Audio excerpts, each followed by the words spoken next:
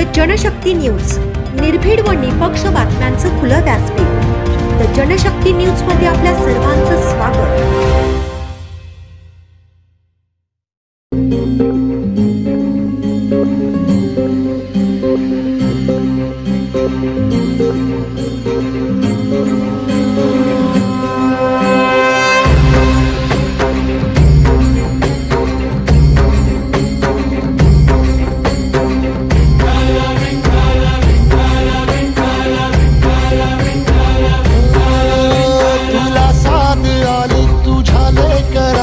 अलंकापुरी आज भारावरी वसावारीचा घेतला पावलांनी